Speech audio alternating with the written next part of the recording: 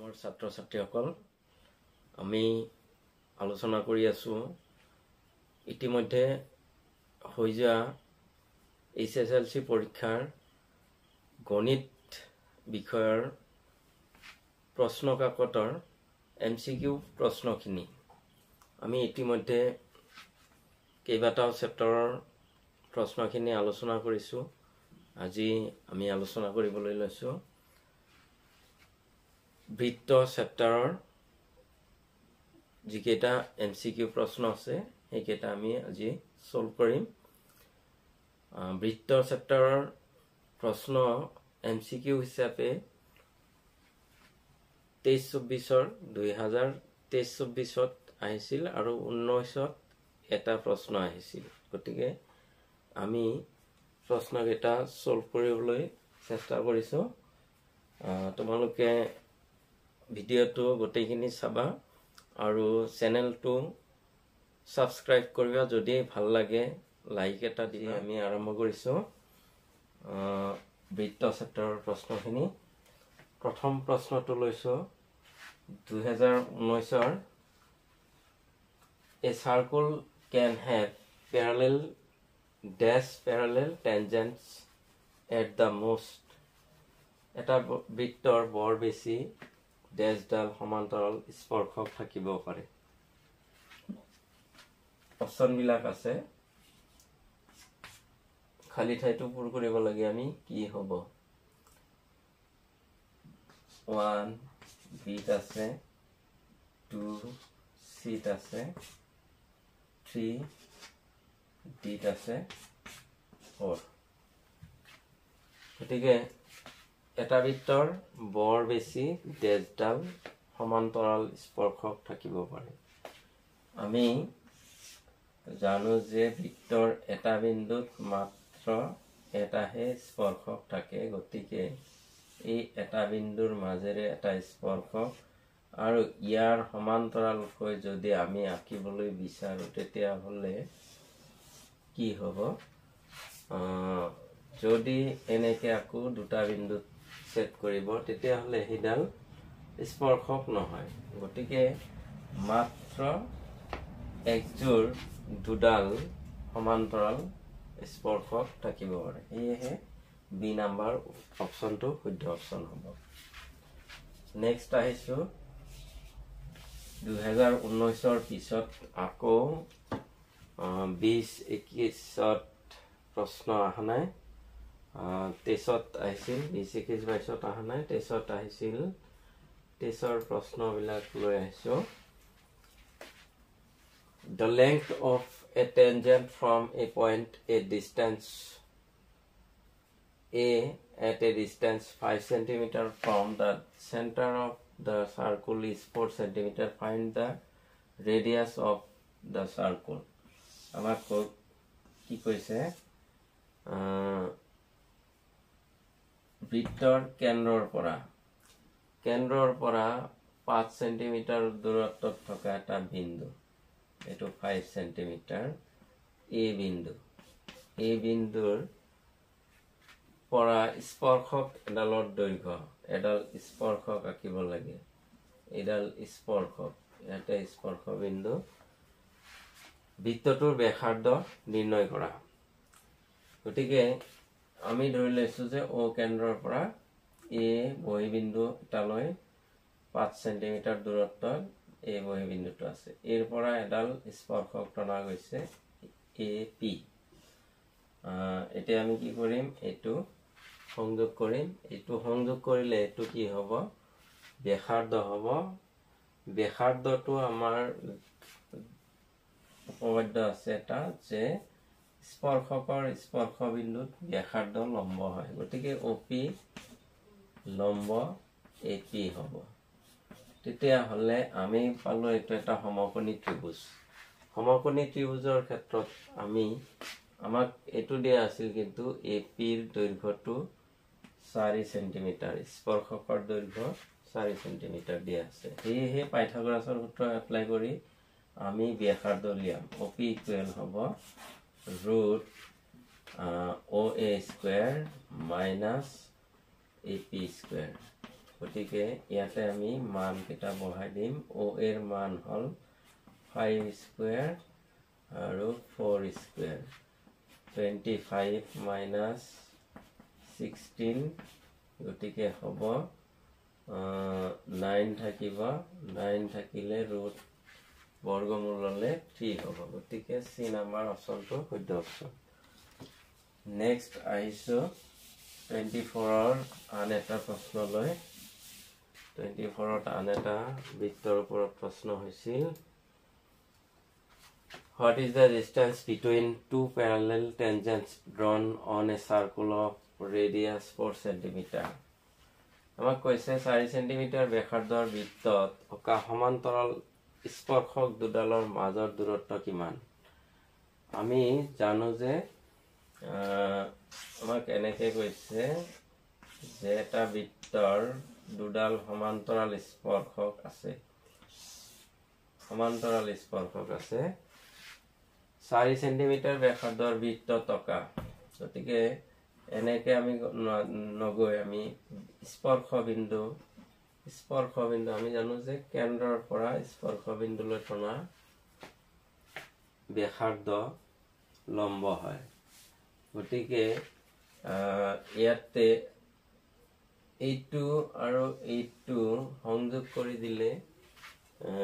এইটো ব্যাস হৈ যাব কাৰণ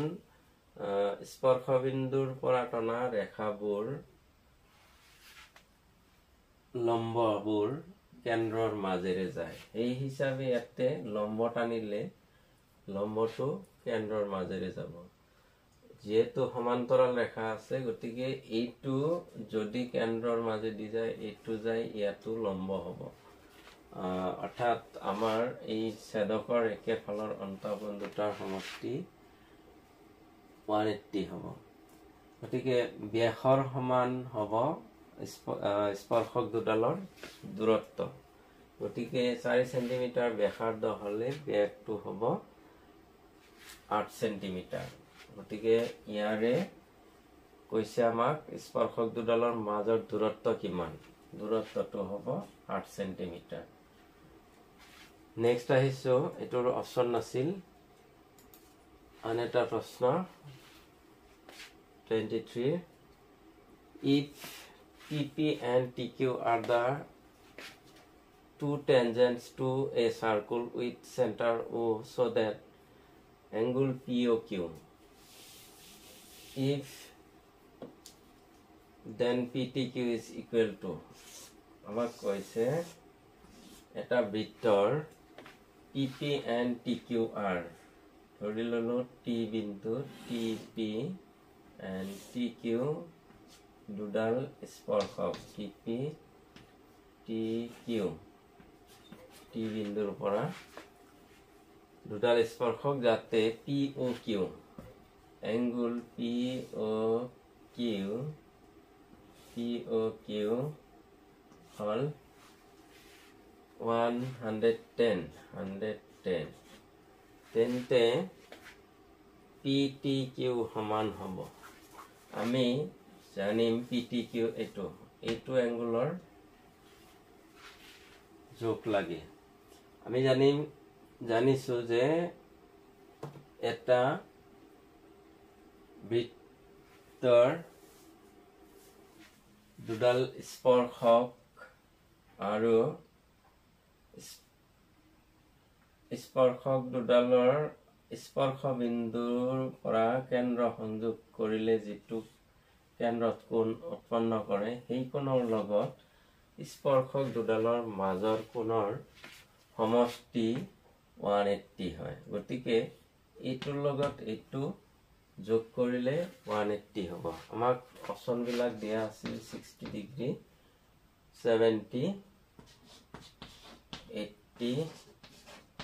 আৰু 90 শুদ্ধ অপচনটো হ'ব 110 ৰ লগত এই দুটা কোণ সদায় সম্পূৰক হয় এই কোণ আৰু এই কোণ গতিকে এইটোৰ যোগ কিমান হলে 70 হলে টোটেলত 180 হ'ব সম্পূৰক হ'ব এহে PTQ কোণটোৰ যোগ 70 হ'ব নেক্সট আহিছো 23 আন এটা প্ৰশ্নলৈ এডাল সৰল ৰেখাই এটা বৃত্তক দুটা বিন্দুত ছেদ কৰিলে ৰেখাডাল হ'ব কি হ'ব ইয়াক অপচন বিলাক দিছে এডাল সৰল ৰেখাই এটা বৃত্তক দুটা বিন্দুত ছেদ কৰিলে ৰেখাডাল হ'ব এটা আছে জ্যাকৰ্ড দ্বিতীয়তে আছে ব্যাসাৰ্ধ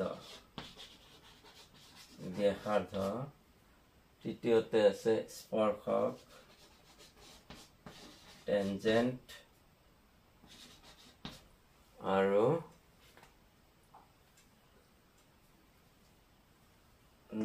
চতুৰ্থতে আছে ছেদক সেকেন্ড এতিয়া আমি এডাল সৰল ৰেখা এটা বৃত্তক দুটা বিন্দুত ছেদ কৰিলে ৰেখাডাল সৰল ৰেখা হলে আমি আমাক ইয়াতে ৰেখাখণ্ড কোৱা নাই কিন্তু যদি ৰেখাখণ্ড দুটা বিন্দুত ছেদ কৰা হয় ৰেখাখণ্ড হ'ব ৰেখাখণ্ড হলে কিন্তু হেতু জ্যা হ'ব এটো গতিকে এটোক আমি জ্যা বুলি কওঁ এটা বৃত্তৰ দুটা বিন্দু সংযোগী ৰেখাখণ্ড হ'ব তেতিয়া জ্যা হ'ব আকৌ ইয়াতে আমাক কৈছে ৰেখাৰ কথা কৈছে এটা ৰেখাৰ কিন্তু মূল বিন্দু নাই প্ৰান্ত বিন্দু নাই সেয়েহে ৰেখা হলে তাক কোৱা হয় সেকেন্ড ছেদক গতিকে ছেদকটো হ'ব শুদ্ধ অপচন নেক্সট 2024 প্ৰশ্নলৈ আহিছো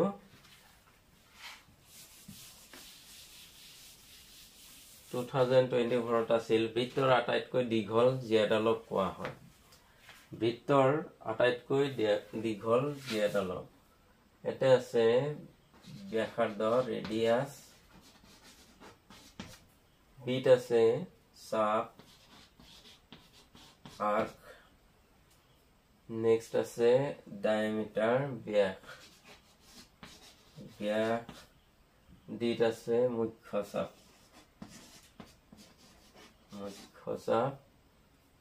মেজৰ আৰ্ক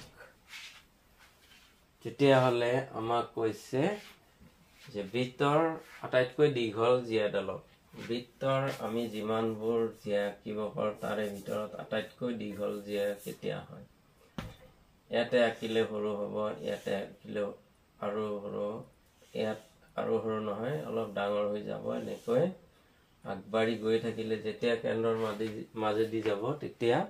আটাইতকৈ দীঘল হ'ব তাৰে পিছত আৰু আঁকি গলে এইবিলাক লাহে লাহে সৰু হৈ আহিব সেয়েহে আটাইতকৈ দীঘল জ্যাডাল হ'ব তাৰ নাম হ'ব ব্যাস বৃত্তৰ কেন্দ্ৰৰ মাজেদি যোৱা দুই বিন্দু সংযোগী ৰেখাখণ্ডক ব্যাস বুলি কোৱা হয় সেয়েহে আমাৰ শুদ্ধ উত্তৰটো হ'ব ব্যাস নেক্সট 24 আন এটা প্ৰশ্নলৈ আহিছো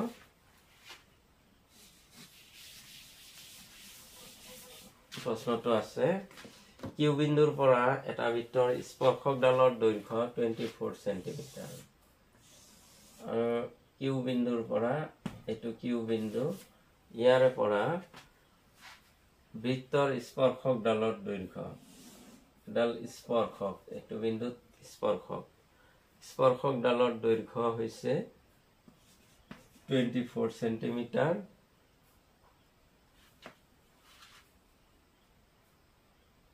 বৃত্তটোৰ কেন্দ্ৰৰ পৰা কিউ বিন্দুৰ দূৰত্ব 25 সেন্টিমিটাৰ বৃত্তৰ কেন্দ্ৰৰ পৰা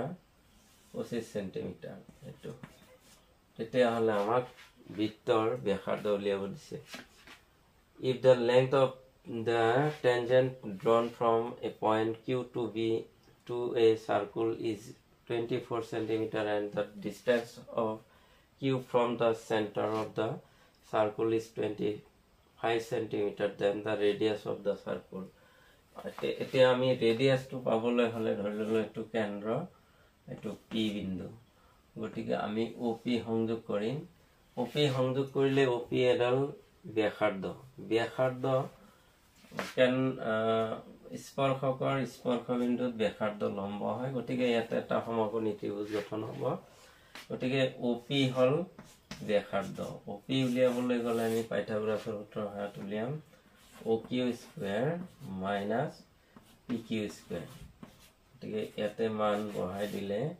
25 স্কয়াৰ মাইনাস 24 স্কয়াৰ 25 ক স্কয়াৰ কৰিলে 625 পোৱা যায় আৰু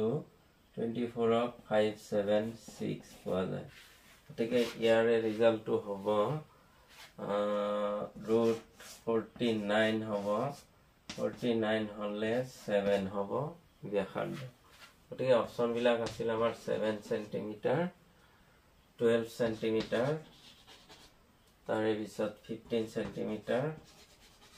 and 24.5 সেন্টিমিটাৰ গতিকে আমাৰ শুদ্ধ অপচনটো হ'ব এ নম্বৰে হ'ব গতিকে নেক্সট আহিছো 24 আন এটা প্ৰশ্ন লৈ 24 আন এটা প্ৰশ্ন আছিল if tangents PA and PB drawn from a point P to a circle with center O are inclined to each other at an angle of 80 degree, then the value of POA is etu eta circle hoy jodi eta brittor যদি এটা বিন্দু পিৰ পৰা O কেন্দ্ৰীয় বৃত্তলৈ PA আৰু PB and PB A আৰু B স্পৰ্শক কেডালে পৰস্পৰ 80 degree কোণত হালি থাকে এটো 80 ডিগ্ৰী হলে তেন্তে PO এৰ মান হ'ব PO সংযোগ কৰিব লাগিব এটো PO এৰ মান কিমান হ'ব এতিয়া আমি উপপাদ্য প্ৰমাণ কৰোতে পাইছিলো এই দুটা ত্ৰিভুজ সৰ্বসম হয় যদি এই দুটা ত্ৰিভুজ সৰ্বসম হয় এটোৰ লগত এটো অনুৰূপ কোণ আমি জানো আকৌ এইটো এই কোণৰ লগত এই কোণটো সম্পূৰক হয় যে AOB আৰু APB কোণ দুটাৰ সমষ্টি 180 তেন্তে এইটো যদি 80 হৈছে এইটো হল 100 গতিকে 100 ক যেহেতু ত্রিভুজ দুটা সর্বসম হয় উপপাদ্য প্রমাণ করতে আমি পাইছিলো ত্রিভুজ দুটা সর্বসম গতিকে এইটোৰ অনুৰূপে এটো কোণ আছে গতিকে সমান সমান কোণ এই দুটা গতিকে ইয়াক 100 ক 2 ভাগ কৰিব লাগিব পোৱা যাব 50 গতিকে অপচন বিলাক আছিল আমাৰ 60 ডিগ্ৰী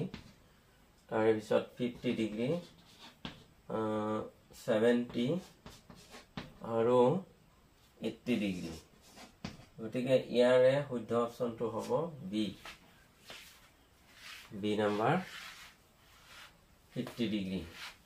গতিকে 24 ৰ আন এটা কোৱেশ্চন আছিল বৃত্তৰ ভিতৰত থকা এটা বিন্দু এটাৰ মাজেৰে টানিব পৰা স্পৰ্শকৰ সংখ্যা হ'ল the number of tangents drawn through a point inside a circle is option বিলাক আছে 0 1 2 3 এটা বিন্দু ভিতৰৰ বিন্দু এটাৰ পৰা ভিতৰত থকা বিন্দু এটাৰ মাজেৰে টানিব পৰা স্পৰ্শকৰ সংখ্যা গতিকে ইয়াৰ পৰা কোনো এডাল ৰেখা টানিলে এই বিন্দুৰ মাজেৰে যেনেকে টানিলেও কি হ'ব হেতু বৃত্তটোক কমসে কম দুটা বিন্দুত সেট কৰিব গতিকে হেই বিন্দু হেইটু আমি স্পৰ্শক বুলি নকওঁ, কাৰণ স্পৰ্শক হ'ল বৃত্তটোৰ এটা বিন্দুৰ মাজেৰে যোৱা ৰেখা। গতিকে আমি ইয়াক এটা বিন্দুত ছেদ কৰাকৈ বৃত্তটোৰ এটা বিন্দুত ছেদ কৰাকৈ কোনো ৰেখা আঁকিব নোৱাৰো এই বিন্দুৰ মাজেৰে যোৱা। সেয়েহে ইয়াৰে পৰা আমি কোনো স্পৰ্শক নাপাম। গতিকে বৃত্তৰ ভিতৰৰ কোনো বিন্দুৰ পৰা কোনো স্পৰ্শক পোৱা নাযায়। সেয়েহে অপশ্যনটো হ'ব এ, অৰ্থাৎ 0 সংখ্যক স্পৰ্শক পোৱা যাব। বৃত্তৰ ভিতৰত থকা বিন্দু এটাৰ মাজেৰে টানিব পৰা স্পৰ্শকৰ সংখ্যা হ'ল 0। তো এইখিনি আছিল বৃত্তৰ ওপৰত হৈ যোৱা MCQ প্ৰশ্নখিনি। বিগত বৰ্ষসমূহত 2015 পৰা 2024লৈ হৈ যোৱা পৰীক্ষাসমূহৰ ভিতৰত মাত্ৰ 3বাৰ বৃত্তৰ পৰা প্ৰশ্ন কাটিছিল MCQ। 19ত এটা আছিল, আকৌ 23-24ত 4টাকৈ প্ৰশ্ন দিছিল।